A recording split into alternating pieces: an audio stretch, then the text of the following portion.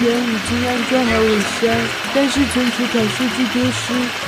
恰巧尾箱异响严重，捏着刹车就当当当当的共振，尤其停车捏前刹的时候最明显。这里仔细听各种塑料摩擦声。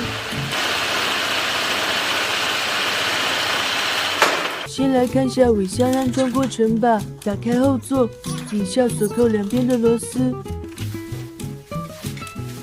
从尾部末端往上提白色的饰板，然后把两边的卡扣往外扒开往上提。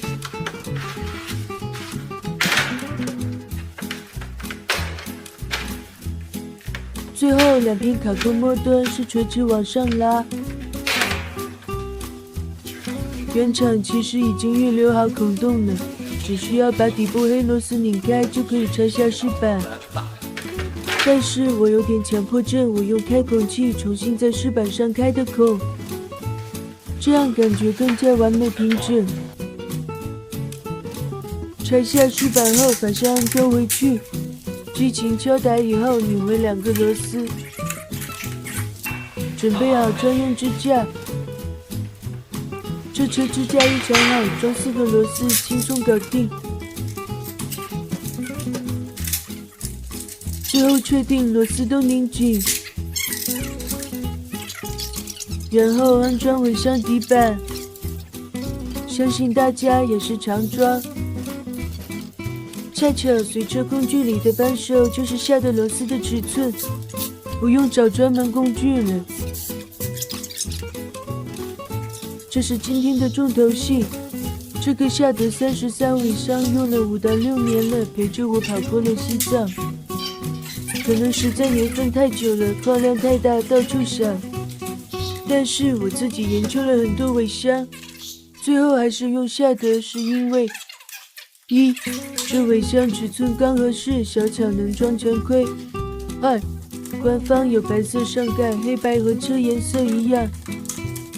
然后网上找了半天，买了这个橡胶缓冲圈，挪保仅需10元，买不了吃亏，买不了上当。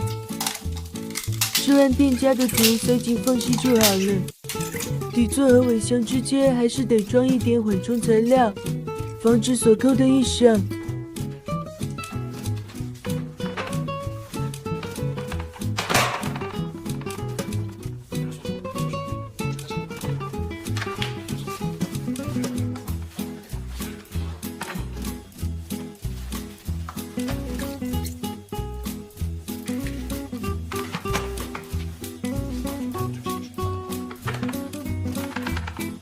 也是难理解为什么会响，黑位好像不响，但是没白色。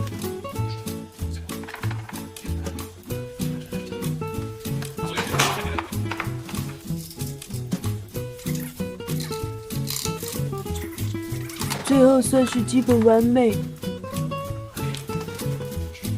打着火试试看效果。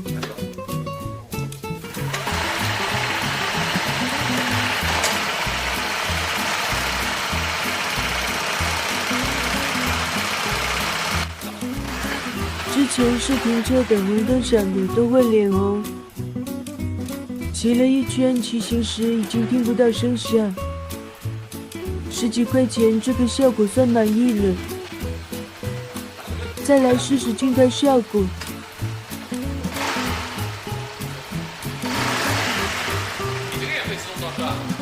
就先这样，保等明天才带到了善美图。Tomorrow。这前面卡好了，后面在哪卡得上？ Oh God, please no, no!